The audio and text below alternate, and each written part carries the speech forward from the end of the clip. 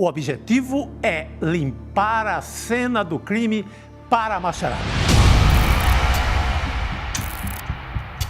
E o trabalho deles era assassinar reputações. Essa filosofia aí do Paulo Freire da vida aí, esse energúmeno aí,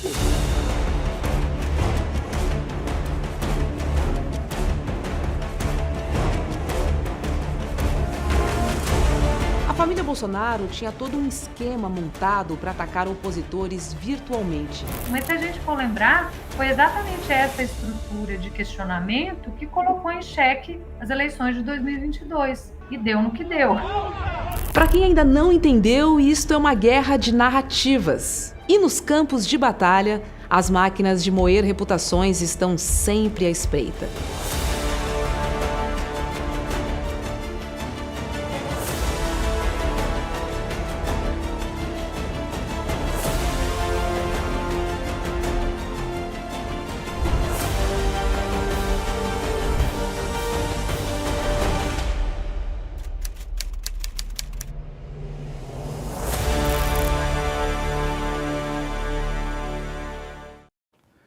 Muito bem, pessoal, muito bom dia, está começando o Desperta TCL de hoje. Hoje é 11 de março, 7h02 da manhã, segunda-feira. Bom dia para todo mundo que está por aí já no nosso chat.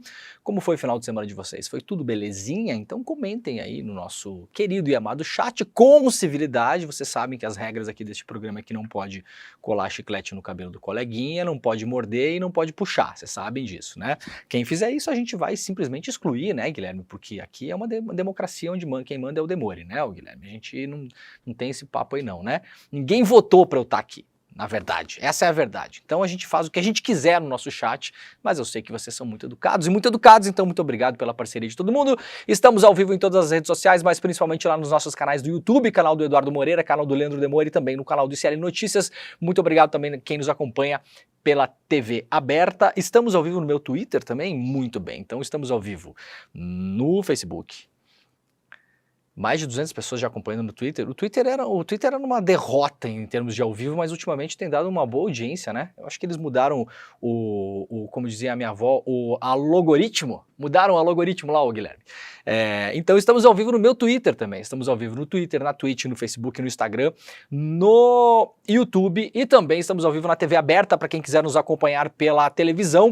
Em São Paulo e Grande São Paulo pela TVT, na Bahia, Salvador e Grande Salvador pela TV Quirimurê e no bom e velho Radinho. Muito bom dia, muito obrigado a quem nos ouve, quem nos escuta, quem nos ascolta lá na Rádio Brasil Atual e também na Rádio Heliópolis. Muito obrigado pela companhia de todo mundo. Se você está indo para o trabalho, voltando do trabalho, arrumando a molecada para ir para a escola, acordando, se você está deitado ou deitada na cama ouvindo este programa com o olho fechado ainda, eu prometo que a gente vai começar suavemente hoje por aqui, para não acordá-lo ou acordá-la de sopetão, né? Muito obrigado. Então vai chegar, quem está chegando no YouTube, por gentileza, vai fazendo aquela maratona clássica de YouTube pela manhã, você deixa o seu like, ativa o sininho, assina os canais também, pode deixar o seu comentário no chat, dizendo de onde você está assistindo a este programa e também, por gentileza, se você puder, aquela coisa que eu sempre peço por aqui, compartilhem este programa com as pessoas que você gosta e também com o seu tio bolsominion, porque afinal de contas, Guilherme, nada melhor do que irritar um bolsominion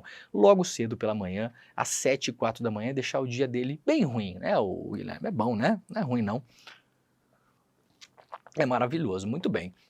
Gente, olha só, hoje a gente vai tratar aqui de uma coisa importante e vocês vão lembrar, eu odeio fazer isso, mas eu vou ter que fazer. Quantas vezes eu falei que a missão de um delator é salvar a própria pele. Quem acompanha o Desperta sabe disso. Já falei isso no N1, já falei isso no N2, já falei isso no Em Detalhes, já falei em todos os programas da casa. Delator não tá lá para falar a verdade, delator tá lá para contar uma história que passe pela verdade, que seja facilmente comprovada, mas o delator tem como o seu trabalho interno de salvar a própria pele mentir e omitir. É aparentemente o que está acontecendo com Mauro Cid. Preocupantes os movimentos do final de semana em relação a Mauro Cid. Estará dando para trás Mauro Cid? Segundo o advogado Mauro Cid, ele nunca falou que o Bolsonaro estava envolvido em golpe de Estado. Estamos nesse ponto da delação do Mauro Cid, enquanto o papo de anistia rola para cá, rola para lá, eu não sei não, hein? Eu não sei não. Tô até sendo chamado pelo nosso querido César Calejão de fatalista lá no grupo do ICL, né? Do WhatsApp, mas então eu vou cumprir a minha missão de fatalista hoje aqui e a gente vai mostrar como estão as coisas. Eu não acredito muito nessa delação desde o começo, vocês sabem disso, né?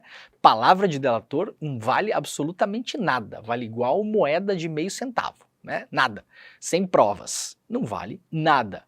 E agora parece que está tendo aí uma reversão de algumas coisas que o Cid falou. A Polícia Federal parece que ouve o Cid novamente essa semana, mas é preocupante o que saiu no final de semana aí na revista Veja e em outros meios em relação ao que o Cid estaria, a maneira como o Cid estaria disposto a se colocar. A gente já vai entrar nesse assunto, mas antes a gente vai dar uma passada no site do ICL Notícias e principalmente lembrar que ontem nós tivemos mais um evento de absoluto sucesso aqui no ICL, mais de 30 mil pessoas acompanharam ontem o evento que trouxe aqui um depoimento muito forte da Maria da Penha e um debate impressionante depois em relação à vida da Maria da Penha e as pautas que ela levanta, as bandeiras que ela levanta. Por quê? Porque a Maria da Penha vem sofrendo aí uma tentativa de assassinato de reputações, como a gente viu no Brasil várias vezes nos últimos anos, principalmente a plataforma Brasil Paralelo vem tentando minimizar o que aconteceu com a Maria da Penha, pegou o cara que tentou matar ela, que era o ex-marido, fez um documentário em cima do cara, uma coisa nojenta para variar um pouquinho, né? Como se o cara fosse assim uma voz a ser ouvida, vamos ouvir o outro lado, vamos falar com ele também. Mas será que o que a Maria da Penha falou é verdade? Será que não é mimimi? É para esse lado que andou a história da Maria da Penha aí na plataforma Paralela. Então a gente decidiu aqui fazer um contra-ataque em relação a isso, que é importante para manter viva essa história, para manter vivos os ideais que a Maria da Penha acabou ensejando na sociedade brasileira, com uma lei importantíssima para a proteção das mulheres que são agredidas por homens, principalmente por companheiros, porque a maior parte das agressões no Brasil acontecem dentro de casa, pessoal da família brasileira, né, dentro de casa, por parentes próximos, por pessoas que moram na casa, eventualmente por vizinhos. Então essa é a realidade do Brasil hoje. E a Lei Maria da Penha foi uma lei, como a gente sabe, muito importante para ajudar a caminhar um pouquinho mais, Tem gente que reclama da Lei da Maria da Penha porque não resolve, porque ainda tem feminicídio, óbvio. É lógico que ainda tem feminicídio, é lógico que ainda temos problemas, seria muito pior se não tivesse a lei. Então ontem a gente fez um evento espetacular, como eu sempre falo, ao vivo, exclusivo e grátis, que é o que só o ICL consegue proporcionar para vocês. O evento, como eu disse, teve mais de 30 mil pessoas e a gente lançou ontem, durante o evento, uma série documental no ICL, tá? Essa série documental já está, o primeiro episódio já está no ar, é um episódio justamente sobre assassinato de reputações. A série original chama-se Máquina de Moer Reputações. A gente vai lançar 3 episódios, o primeiro episódio sobre a Maria da Penha, portanto já está na nossa plataforma hoje, e ao longo da semana teremos mais 2 episódios sobre Paulo Freire e Marielle Franco. Acho que são 3 grandes exemplos de tentativa de assassinato de reputações no Brasil. Paulo Freire não se fala, todo mundo sabe a tentativa que foi para moer a reputação do Paulo Freire. Marielle também, lembremos o próprio MBL aí do senhor Kim Kataguiri, dessa gente toda, na semana que a Marielle foi assassinada, publicando nas suas redes sociais que a Marielle estava engajada com bandidos. Vocês lembram dessa história? Isso aí colou muito, muito, muito. Eu lembro de pessoas que são do meu entorno, que são pessoas que têm um posicionamento mais à direita e tal, anos depois, falando sério mesmo, anos depois, eu sentando com uma pessoa num jantar, num churrasco, a pessoa vinha me perguntar honestamente sobre isso, sem sacanagem. Tá, mas quem é que matou a Marielle? A gente fala, ninguém sabe até agora.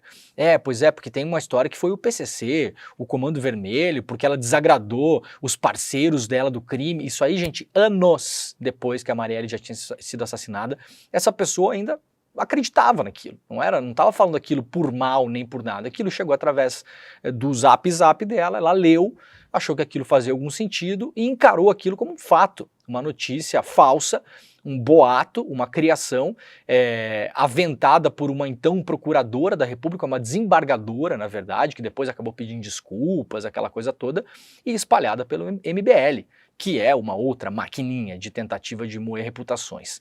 Portanto, a gente decidiu fazer o evento com a Maria da Penha ontem e essa série documental. A série documental já está na nossa plataforma, essa sim, para a nossa comunidade, para os nossos assinantes. Então, se você quiser assinar o ICL para assistir essa série documental e tudo mais que tem dentro da nossa plataforma educacional, você vai acessar lá, você vai ter acesso a mais de 200 cursos, todos os cursos do ICL, todos os documentários que a gente já lançou, os documentários dos filmes que a gente vai lançar e todas as outras coisas que estarão dentro da plataforma, junto com essa série documental que foi lançada hoje, que, como eu já falei, ao longo da semana a gente vai colocar todos os episódios lá. Você acessa agora despertacl.com.br, despertacl.com.br é o link para você conseguir acessar e fazer a sua inscrição. 2 modos de fazer a inscrição rapidamente aqui para quem não conhece o ICL. O ICL é uma plataforma educacional para além dos programas que a gente desenvolve aqui todos os dias. Portanto, o que você terá lá? Mais de 200 cursos que vai desde preparativo para OAB, curso para fazer Enem, para o seu filho, para sua filha, para fazer Enem. Então você pode assinar também e pode compartilhar a senha com todo mundo da casa aí, porque está liberado, né? Não tem problema nenhum, pode fazer isso. Faz uma assinatura e libera para a família toda. Curso para passar no OAB, curso para Enem, curso de Excel, curso de línguas, curso de gestão financeira, filosofia, história da arte, tem tudo mesmo que você quiser aprender. Você vai conseguir fazer uma formação completa lá e não é videozinho que é caçado da internet e transformado em curso não, tá, gente? É curso mesmo, com pessoa que entende da parada, as melhores cabeças do mundo, porque não são só professores brasileiros, tem professor alemão, italiano, estadunidense, tem gente do mundo inteiro, só as pessoas que manjam mesmo do assunto. Você vai entrar lá e você vai vou fazer um curso sobre história da Revolução Russa, sei lá o que. Aí você vai entrar lá e vai ter o melhor conteúdo, organizado, sistematizado. Você não vai precisar ficar catando coisa no YouTube, vendo de modo ilógico. Você vai aprender um negócio assim, do início ao fim. É uma plataforma espetacular. Então, a partir do momento que você faz a sua assinatura, você vai ter acesso a isso, para além da série documental, e os outros documentários que a gente já tem vários documentários do próprio ICL ali. As aulas e as super aulas que a gente já fez estão todas lá também. Então, sobre Martin Luther King, a última grande aula que o Domênico De Masi deu no mundo antes de morrer, né? O Domênico De Masi morreu no ano passado, é uma aula que foi dada aqui no ICL. Então tem tudo isso, todo esse conteúdo está lá. Então, acessa despertacl.com.br, tem 2 jeitos de fazer isso. Primeira coisa, você faz uma assinatura sua para sua família e tá perfeito, tá? Custa 40 e poucos reais por mês, né, ô Guilherme? 40 e pouquinho, né? Dá um... Então tá, o Solidário 62 e o outro é 40 e alguma coisa, né? Então, o plano normal, digamos assim, 47 reais por mês, você divide por dia aí, dá um pouco mais de R$1 por mês.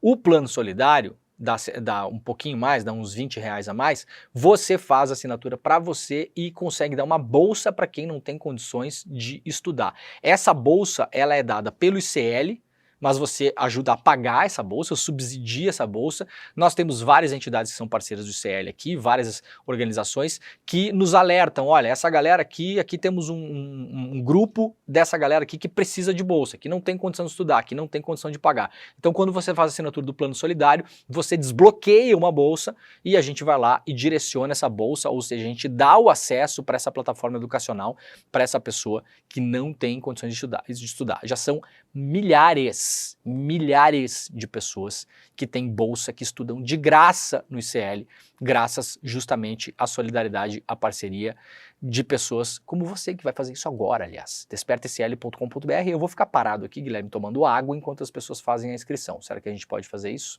Francamente.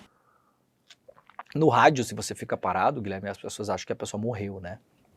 Mas não é o caso, não morri ainda. Aliás, se eu morrer ao vivo, dá uma boa audiência, né? A gente pode pensar nisso um dia, né? Olha aí, cara, 800 pessoas acompanhando só no Twitter, sensacional. Muito bem. Aliás, quantas pessoas estão acompanhando a este programa neste momento? 10 mil pessoas no começo do programa. Muito bem. Então vai lá, gente, despertacl.com.br, faça a sua inscrição, vai estudar, vai aprender coisa que você às vezes está com curiosidade, ou às vezes quer mudar de profissão, ou quer montar uma empresa e quer saber como se organizar melhor, ou quer estudar línguas, tem várias línguas lá, tem português, espanhol, italiano, tem tudo lá, as principais línguas, francês, Todas as línguas estão lá, você quer estudar filosofia, ou tem uma faculdade que você queria fazer e não fez, como é o meu caso, eu queria ter feito psicologia e não fiz psicologia, mas ainda tenho esse sonho de fazer. Pô, mas eu não vou ter tempo de fazer psicologia, né, Leandro? Você precisa dormir de vez em quando também. Então, o que eu estou fazendo? Estou fazendo cursos de psicologia e de filosofia também no ICL. Maravilhoso, completíssimo. Eu não vou precisar do meu diploma, porque eu não vou exercer a profissão.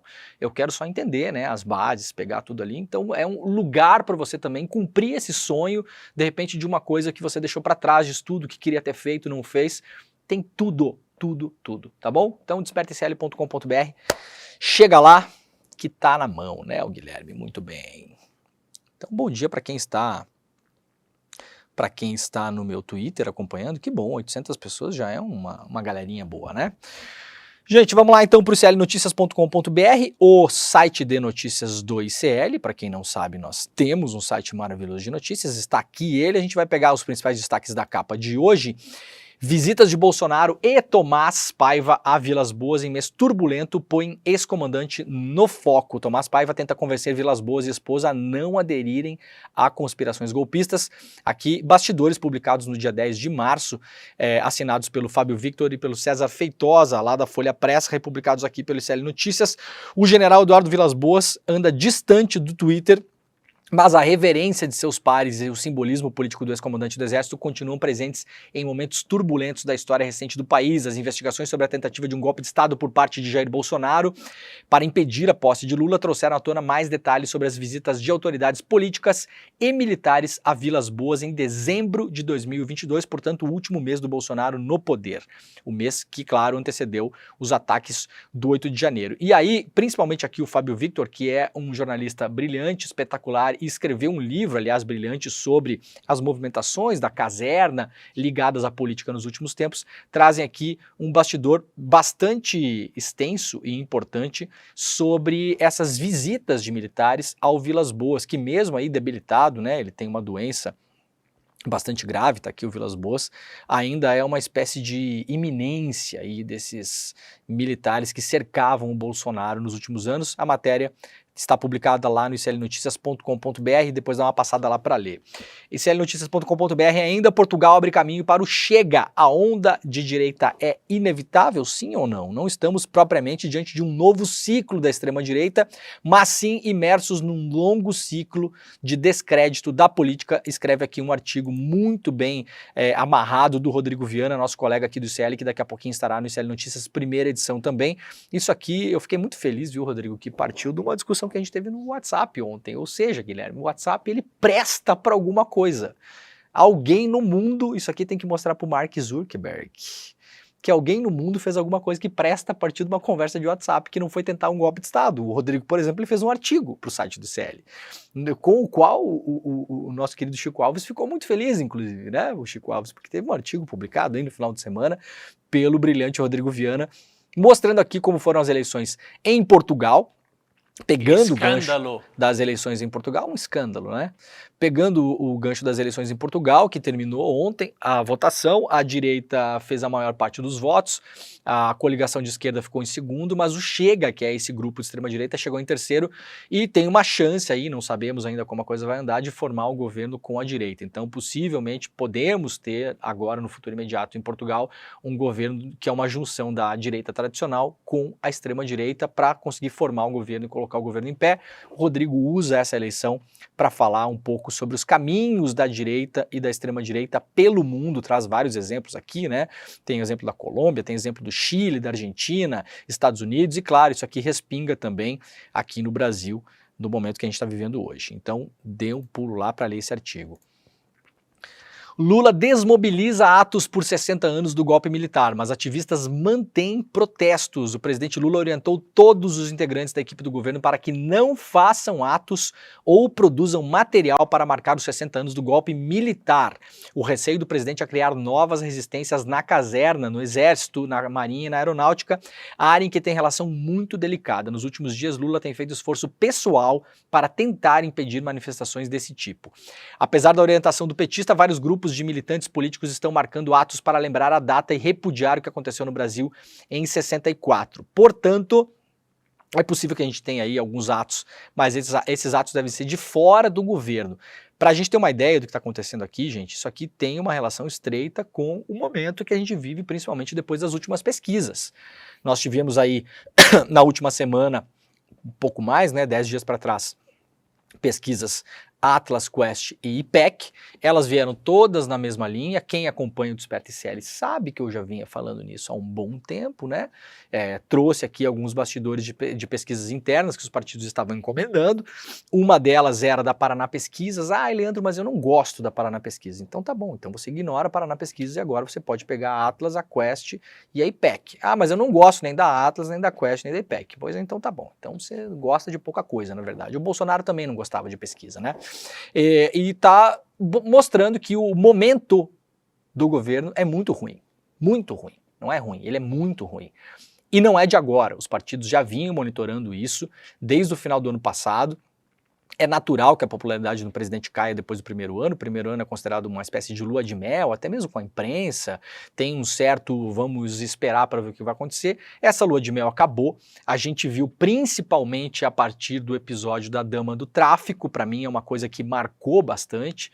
Aquele episódio ali foi um episódio em que o que a gente chama de grande imprensa, né, que fez uma força, inclusive, para mostrar os desmandos do Bolsonaro, principalmente da metade do governo para frente, da pandemia para frente, meio que caiu na real.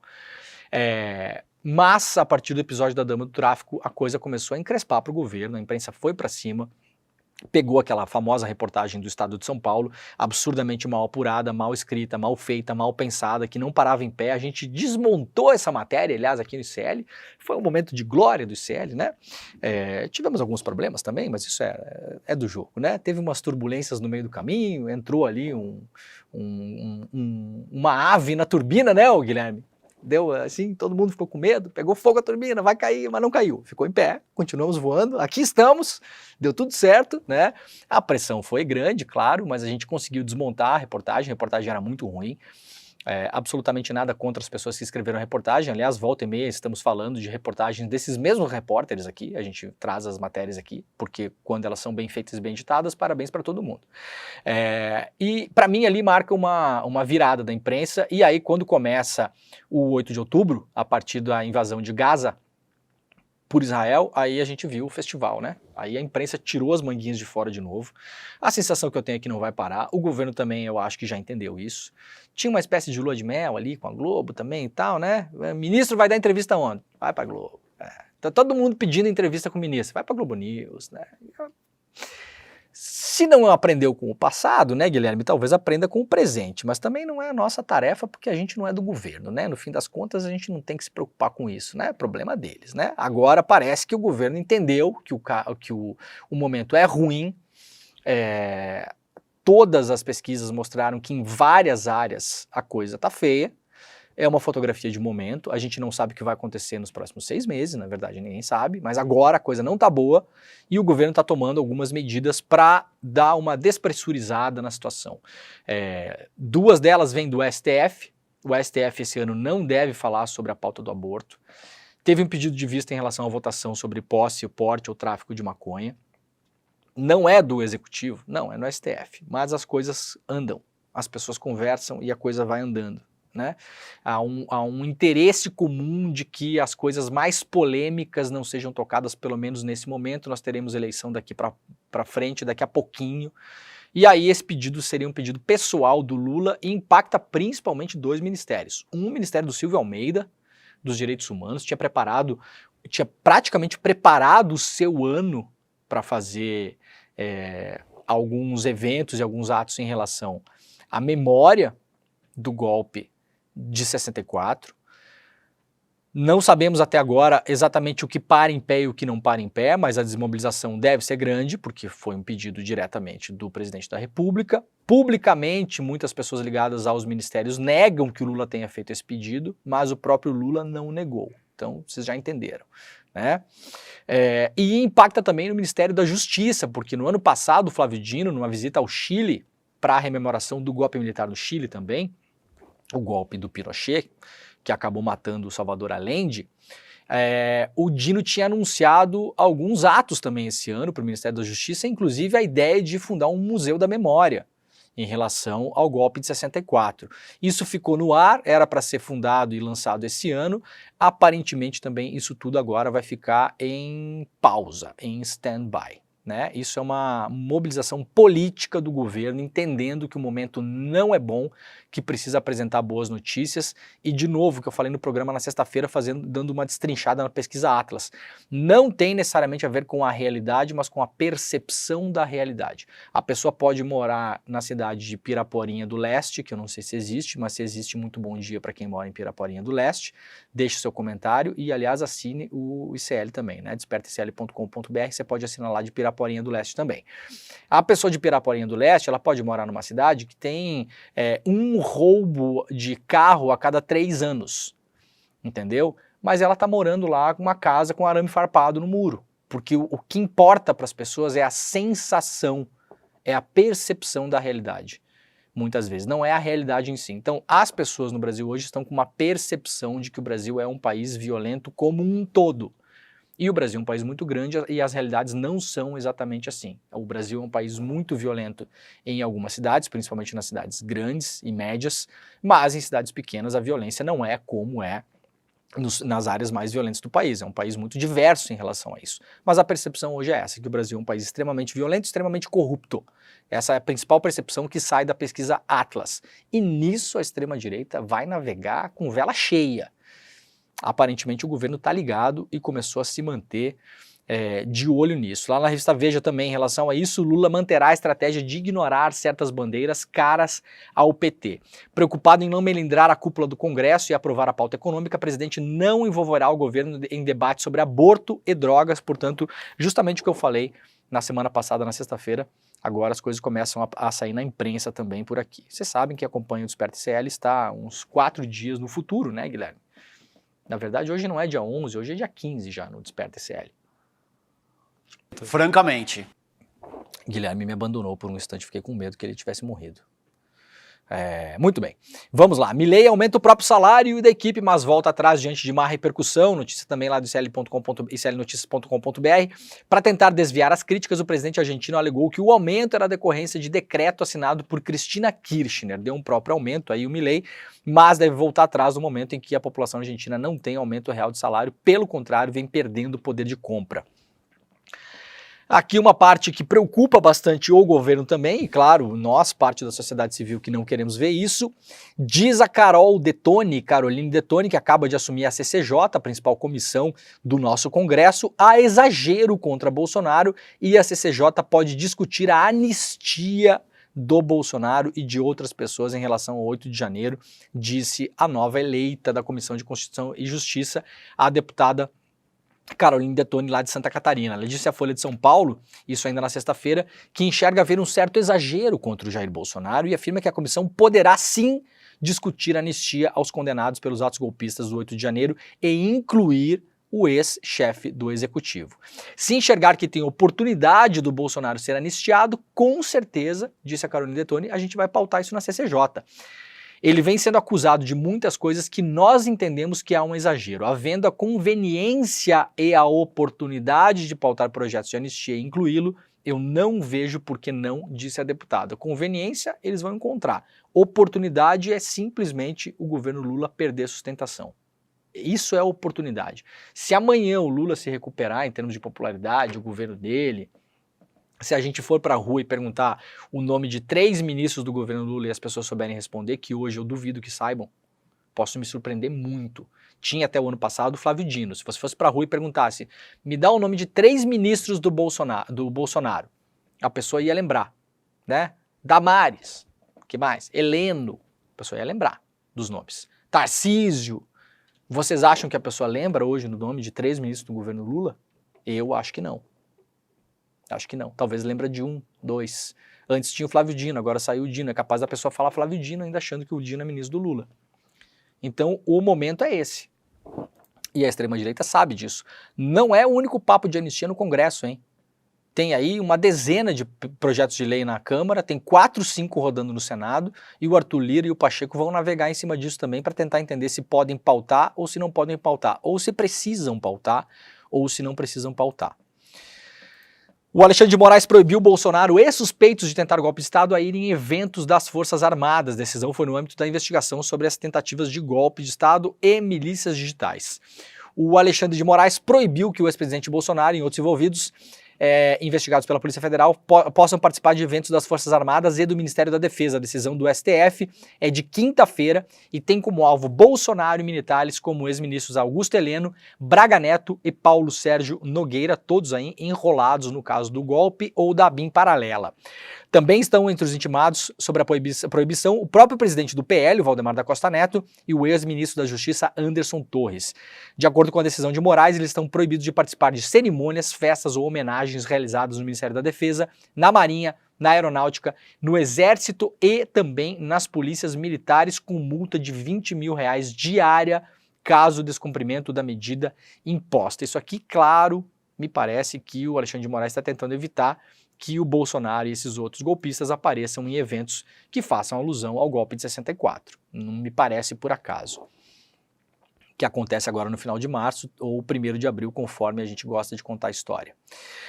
Bom, vamos lá para o Mauro Cid. Tá esquisito esse negócio do Mauro Cid, tá, gente? Vamos colocar a coisa como ela tá agora e aí a gente vai pensar juntos aqui. Primeiro, vamos voltar um pouquinho atrás. Neste momento temos 16 mil pessoas nos assistindo aqui. Aliás, a nossa querida Elga Simões mandou a ideia de título do programa que eu esqueci, né? Ou é pra mim ou é pro N1, Elga, querida? Será que é pra mim? Será que é pro N1? Eu tô achando que é pro N1. Então vamos deixar assim, tudo bem. Vamos lá. Mauro Cid. O Mauro Cid, ele cai no radar inicialmente por conta da fraude do cartão de vacinação do Bolsonaro. Ponto 1. Depois temos uma CPI no Congresso Nacional. Ponto 2. A CPI pede a quebra de sigilo das comunicações do Mauro Cid. Ponto 3. E a partir dos e-mails do Mauro Cid, posteriormente do zap do Mauro Cid, nós temos acesso aí a um caminhão de informações muito relevantes em relação ao governo Bolsonaro, principalmente em relação ao final do governo Bolsonaro.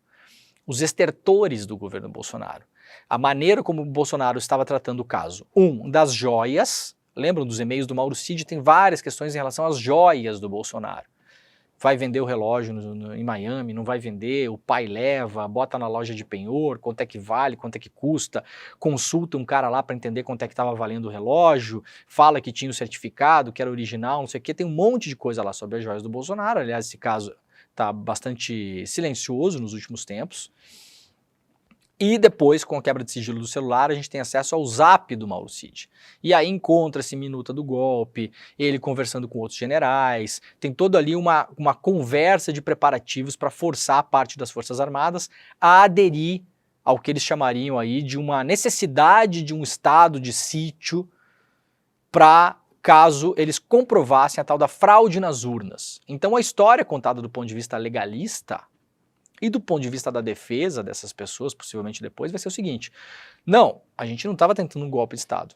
A gente estava fazendo o seguinte, a gente estava tentando organizar o Estado brasileiro caso comprovasse a fraude nas urnas. E aí, se comprovasse a fraude nas urnas, que tentaram a todo custo e não conseguiram comprovar nada, mas poderiam forçar a mão até o final, eles fariam uma intervenção no Tribunal Superior Eleitoral, afastariam o Alexandre de Moraes, teriam acesso a todas as comunicações do ministro. Isso era o que estava no tal do roteiro do golpe, a tal da minuta do golpe 1, a que foi encontrada com Anderson Torres, inclusive. A minuta do golpe 2, que na verdade é um decreto presidencial, que seria possivelmente lido pelo Bolsonaro, que segundo o Mauro Cid, o Bolsonaro fez reuniões com assessores, incluindo Felipe Martins, assessor especial da presidência para assuntos internacionais, que está preso, aliás, até hoje. Foi preso aí umas 3 semanas atrás, mais ou menos, né?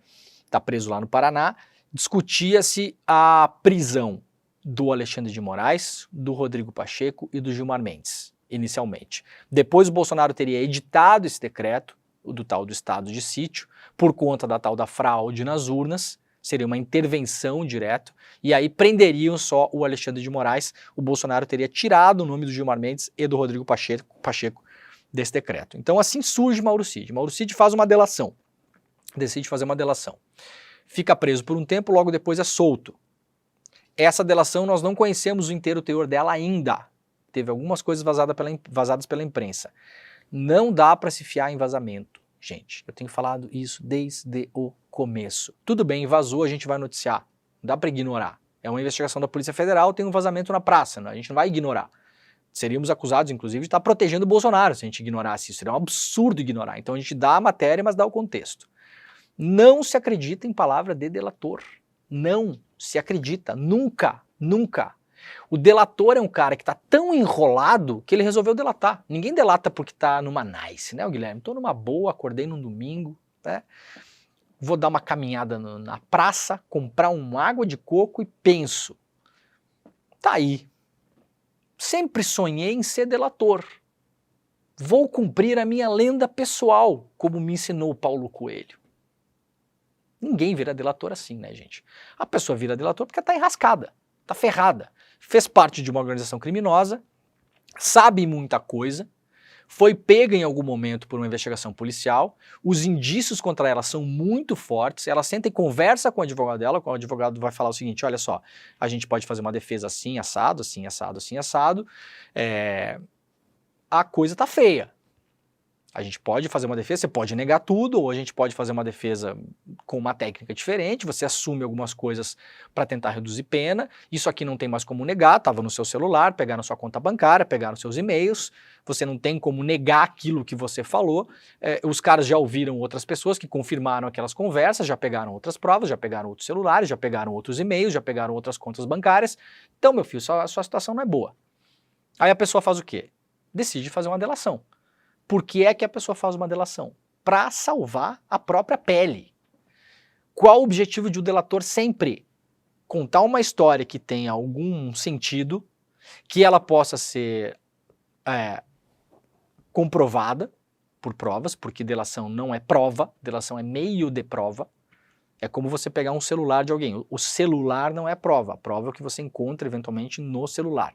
A delação é a mesma coisa, a delação não é prova, a prova é o que você encontra através da delação. Mas o delator sempre vai mentir e omitir. Raramente um delator vai sentar lá e... Porque não é confessionário, né, gente? Não está sentado na frente do psicólogo, está sentado na frente do delegado. Não vai abrir tudo, não vai contar tudo. O Mauro Cid, se abrisse tudo, ia delatar o próprio pai, gente. O pai do Mauro Cid participou da venda das joias do Bolsonaro. Vocês acham que o Mauro Cid ia sentar e entregar o pai? Pode acontecer, não é a primeira vez na história da humanidade, agora é difícil. Vocês veem como a coisa vai ficando estranha, vai ficando complicada? E aí então, eu tô falando desde o começo isso aqui, calma lá com a delação do Cid. A gente não conhece a delação, a gente não viu as provas, a gente não sabe o que ele está falando. Os fragmentos que a gente teve acesso à imprensa foram vazamentos. A gente não sabe quem está vazando. Inclusive, quem vaza muitas vezes são os advogados. Já falei sobre isso em outros casos. Muitas vezes o advogado vaza para botar preço na delação. Entenderam? Vazou uma informação ali, a sociedade fica, meu Deus, isso aqui tem que ser resolvido e bota preço na delação. Força o poder público a fechar a delação. Acontece com alguma frequência. Muitas vezes o advogado vaza para confundir a opinião pública. Muitas vezes o advogado vaza coisas para a imprensa para pressionar as outras pessoas do grupo criminoso. Do tipo assim, olha só, isso aqui, vazamos esse pedacinho aqui, tem mais, hein? E aí você começa a abrir conversas com as outras pessoas. Então o jogo é mais complexo do que a gente olha a notícia na imprensa. E agora o Mauro Cid, no final de semana, fiquei um pouco assustado com o que eu li. Principalmente a partir da revista Veja, fez uma matéria essa semana, mostrando aí, falando de novo do Mauro Cid, a matéria é até bastante chamativa, novas revelações e tal, no fundo a matéria não tem muita coisa nova, na verdade não tem quase nada de novo, mas me chamou a atenção uma frase perdida lá no meio da matéria, eu até mandei para os colegas do nosso grupo, que o Mauro Cid jamais disse que o Bolsonaro tentou um golpe de Estado.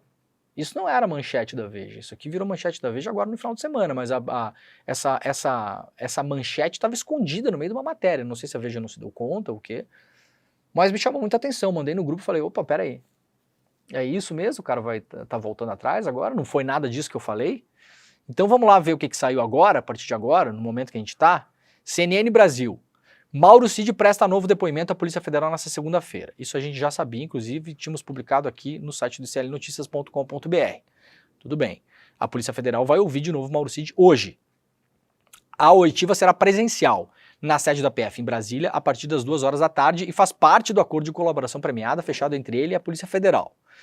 No novo depoimento do militar ganhou força após os 2 comandantes das forças armadas, tirando o da Marinha, né, mas o da Aeronáutica e do Exército foram lá prestar depoimento. O do Freire Gomes já está um depoimento já célebre por ter durado 7, 8 horas, muito detalhado, segundo o que saiu de notícia, respondeu a mais de 300 perguntas. Também não temos acesso ao depoimento do Freire Gomes, portanto não sabemos o que ele falou. A gente não pode avançar o sinal em falar que o depoimento do Freire Gomes agora se enferra o Bolsonaro de vez. A gente não sabe. Pode muito bem ter uma conclusão final do Freire Gomes do tipo assim, o Bolsonaro fez a reunião com vocês? Fez. Quantas? 2. O que ele queria? Mostrar uma minuta do estado de sítio. Ah, nossa, muito grave. Essa que dizer que tinha que prender o Xandão? Sim, essa mesmo. Nossa, muito grave. Então ferrou com o Bolsonaro. A gente não sabe se no meio do depoimento o Freire Gomes não falou, não, mas não era golpe.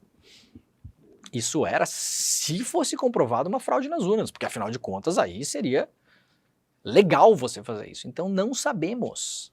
Não sabemos. Eu vou insistir nisso. A gente não tem os depoimentos de nenhum desses caras. Tá tudo sob sigilo. Tá vazando só o que algumas partes da investigação querem que vaze. As coisas não vazam por acaso. Porque os vazamentos eles contam uma história que depois quando a gente vai ler o depoimento na íntegra, pode ser que a história seja diferente. Tá? E não quero ser pessimista aqui, gente. Eu mantenho tudo que eu sempre falei em relação a esse caso. Eu acho que os caras tentaram sim golpe de Estado, se reuniram, eles queriam impedir a posse do Lula, usaram a Polícia Militar do Distrito Federal, usaram as pessoas que foram acampar lá, teve investimento, teve financiamento de gente poderosíssima, milionários, bilionários, gente do agro, gente do ramo de transportes, e aí você vai alastrando aí para quem tá na investigação hoje, né? E tem velho da van e tem não sei o quê, tudo a ver. Nada disso muda. O que eu só faço aqui, botando um pé atrás, como sempre, são essas delações. Tá? Não sei não. No dia 16 de fevereiro, os comandantes da Aeronáutica e do Exército falaram para a Polícia Federal terem presenciado reuniões do Bolsonaro das minutas golpistas. O objetivo do depoimento do Cid, portanto, agora é esclarecer lacunas sobre mensagens encontradas nos celulares e documentos de Cid e pontos ainda em aberto após dezenas de depoimentos de testemunhas sobre o golpe de Estado e também sobre a investigação da ABIN paralela. O advogado do Cid, o César Bittencourt, lembram quando apareceu esse cara, deu uma entrevista para a Globo News, totalmente amalucado? Sempre foi reputado como um grande criminalista, professor de universidade renomada, César Bittencourt, quando contrataram César Bittencourt para o Cid, a gente viu que a coisa ia ser séria. Aí deu uma entrevista para a Globo News que a gente não entendia direito o que estava acontecendo, virou até meme a entrevista. E na época a gente falou até aqui no ICL que podia ser só uma tática diversionista. Talvez a coisa está caminhando para isso. O César Bittencourt, responsável pela defesa do Cid, falou para a CNN nesse final de semana que o Cid está tranquilo, disse que ele não omitiu nenhuma informação e que não tem medo de nada.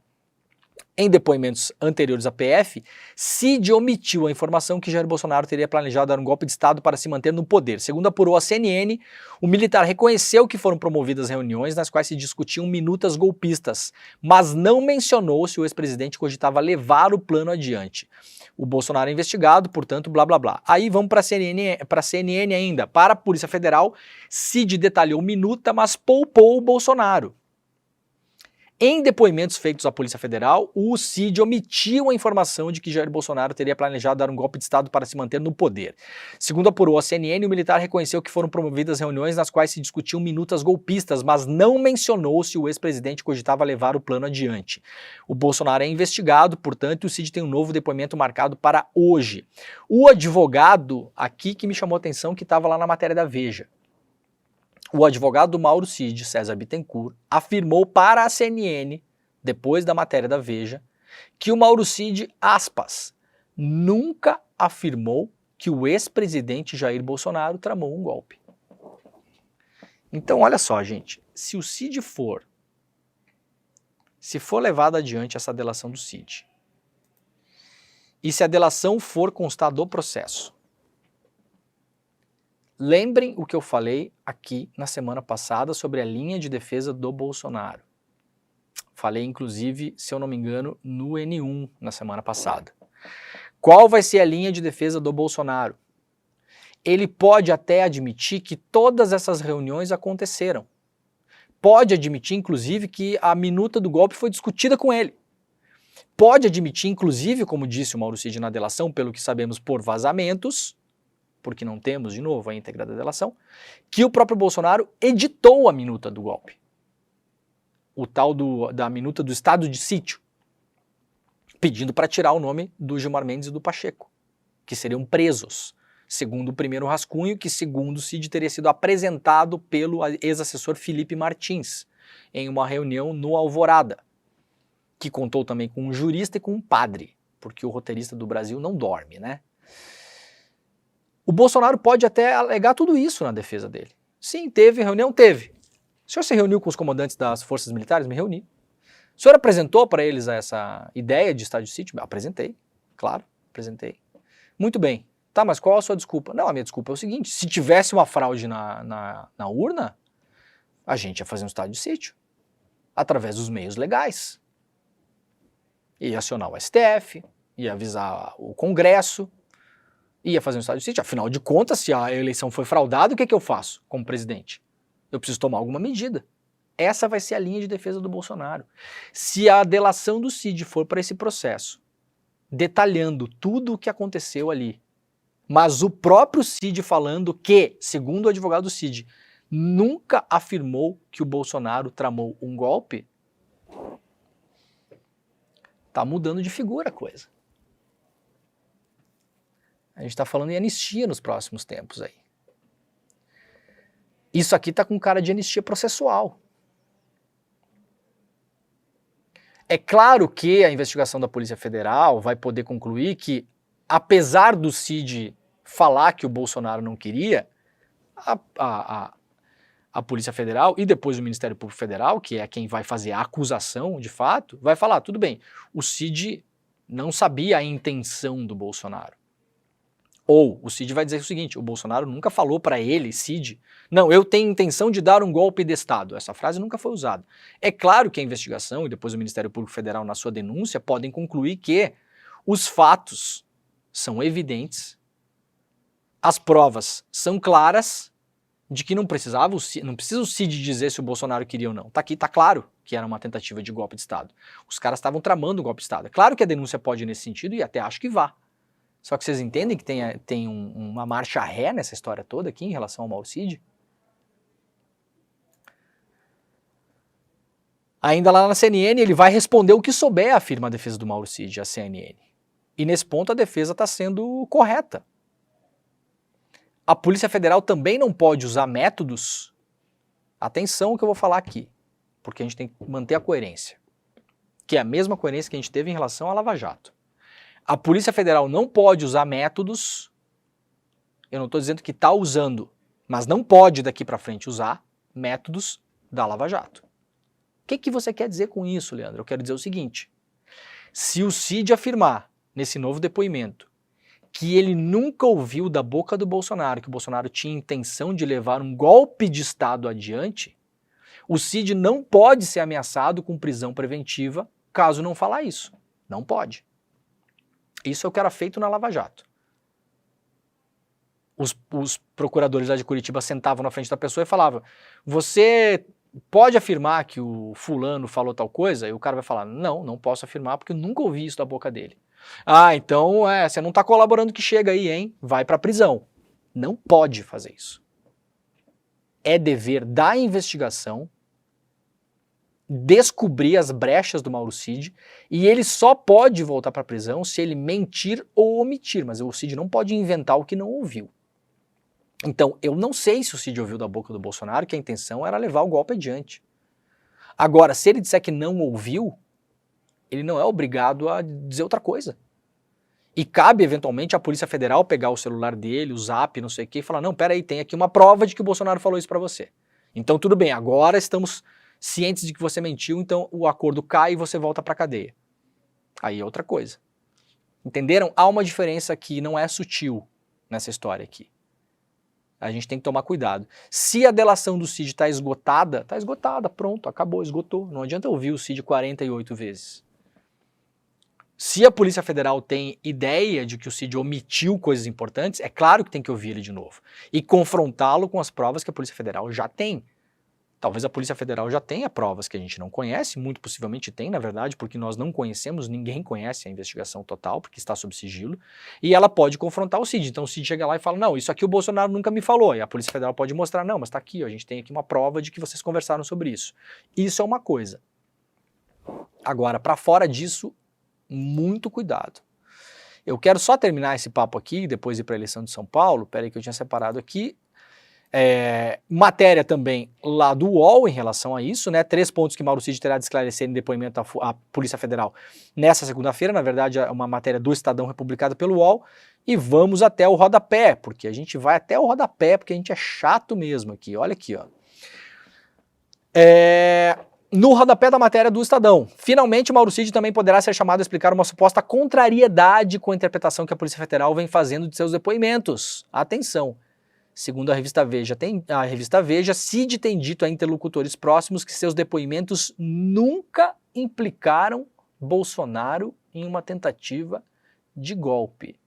Ou seja, segundo a Veja, o Cid insiste na tese de que tudo o que houve foram especulações sobre que ações tomar caso ficasse comprovada a fraude nas eleições de 2022. De novo, eu falei sobre isso aqui na semana passada. A linha de defesa era essa. Eu falei isso aqui antes da matéria da Veja, tá? Quem acompanha o programa sabe. A linha de defesa do Bolsonaro é: tudo isso aqui que vocês descobriram é verdade, mas a gente não tramou um golpe de Estado. A gente estava discutindo fazer essas coisas caso se comprovasse uma fraude nas urnas. Afinal de contas, teríamos que agir. E isso, em termos de defesa, é muito mais defensável, claro, do que um golpe de Estado.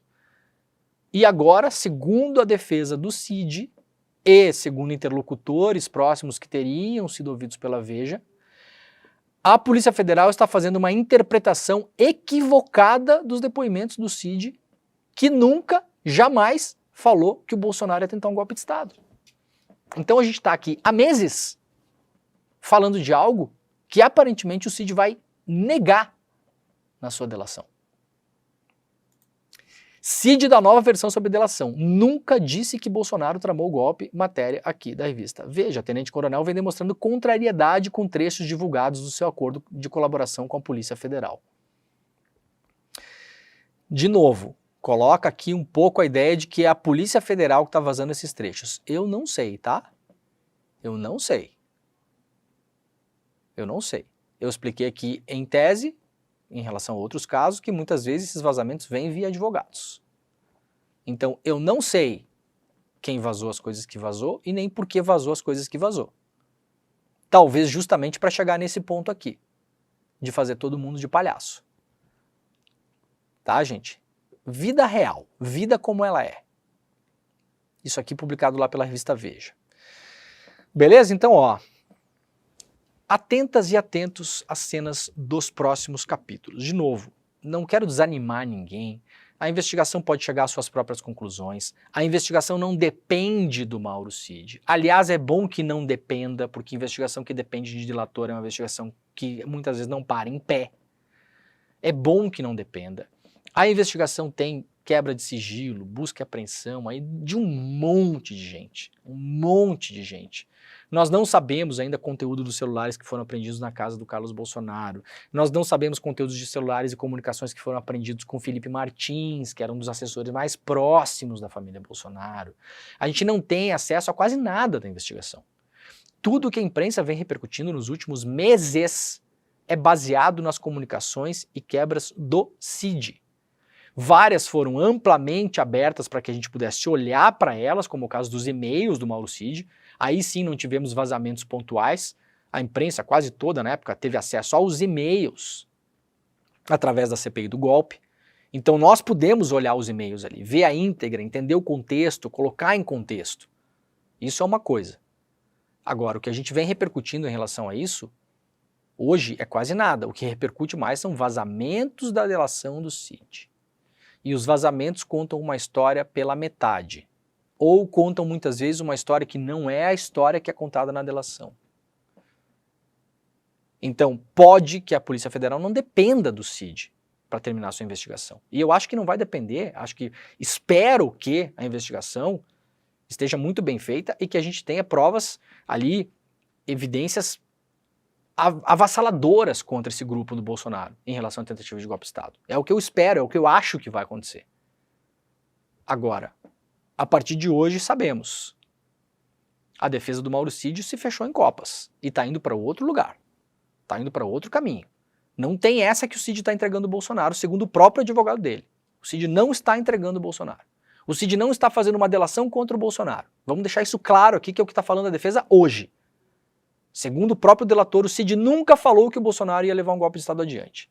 Segundo o próprio advogado e pessoas ouvidas pela revista Veja do entorno do Cid, a Polícia Federal está fazendo uma interpretação equivocada das coisas que o Cid está falando. Ou seja, o Cid agora deu um passo atrás e ele entrou na linha de defesa do Bolsonaro que a gente já tinha falado aqui na semana passada. Tudo isso aconteceu? Aconteceu. Mas era para um golpe de Estado? Não. Isso aqui era uma conversa, era uma intenção. Era uma intenção, a gente estava se preparando caso descobrisse a fraude na urna. Isso aqui era uma conversa de Estado. Isso aqui ia passar por todos os trâmites legais. Não tem nada de golpe aqui. Tá bom? Muito bem. Vamos lá. Quase 23 mil pessoas assistindo a este programa. Que coisa maravilhosa, viu, Guilherme? Guilherme, você me dá sorte, Guilherme. Você é aquela música da Gal Costa, sabe? Bota Meu a cabecinha amor, você me dá pra dentro. sorte. Eu sei, Guilherme, que você não gosta que eu venha fazer o programa em São Paulo, porque o senhor tem que acordar cedo, tá? Mas acordar cedo faz bem pra pele, faz bem pro humor da pessoa, tá? Então, você, no futuro, você me agradecerá por esses momentos maravilhosos que nós estamos vivendo juntos, Guilherme. Cocaína, maconha e haxixe. Muito obrigado a toda a audiência que está por aí. A gente está acabando o programa de hoje. Só rapidamente, Datafolha, São Paulo, Boulos e Nunes empatam na corrida eleitoral de São Paulo. O Guilherme Boulos e o Ricardo Nunes, atual prefeito de São Paulo, lideram tecnicamente empatados na nova pesquisa da Datafolha sobre a corrida eleitoral de 2024 para a Prefeitura de São Paulo.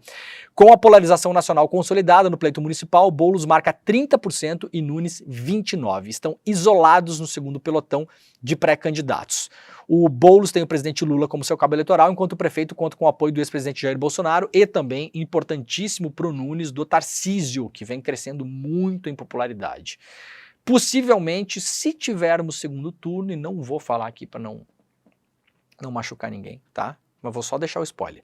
Se tiver segundo turno, vai ser entre o Boulos e o Nunes. Aparentemente não tem nenhum outro candidato, os outros são aí a Tabata, a Marina Helena do Novo, o Kim Kataguiri, Altino do PSTU. Não parece que são pessoas que vão conseguir levantar algum tipo de coeficiente eleitoral para chegar próximo do Boulos e do Nunes. Então a gente pode estar marcando aí para um segundo turno entre Boulos e Ricardo Nunes, que tem apoio aí do Bolsonaro, vai ter apoio do Bolsonaro, né? Só para fechar aqui, isso aqui é importante, porque se tiver segundo turno, Leandro, 34% das pessoas dizem que jamais votariam em Boulos, enquanto em Nunes é 26%. O Nunes tem um grande trunfo em relação à candidatura, que ele é um cara pouco conhecido. E se você conhece pouco uma pessoa, a rejeição dela é menor.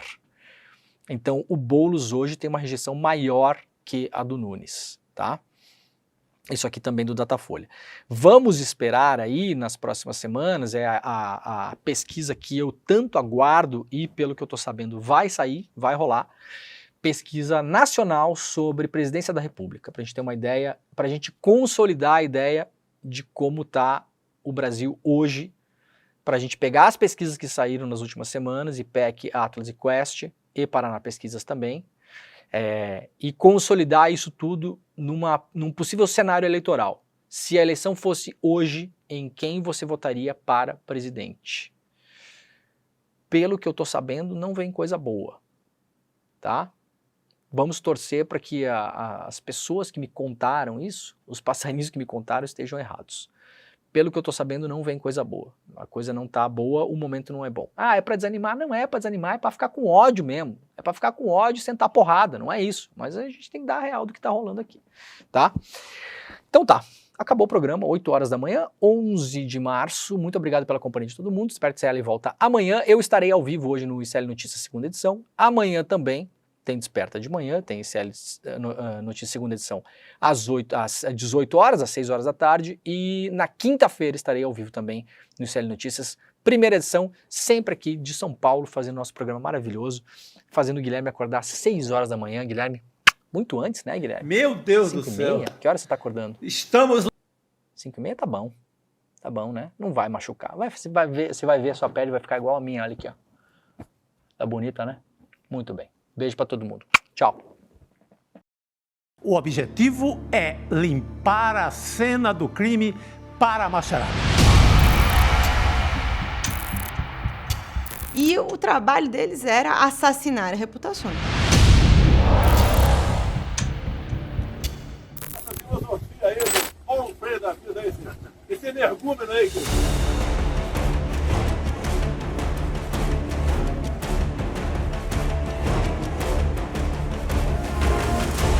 A família Bolsonaro tinha todo um esquema montado para atacar opositores virtualmente. Mas se a gente for lembrar, foi exatamente essa estrutura de questionamento que colocou em xeque as eleições de 2022. E deu no que deu.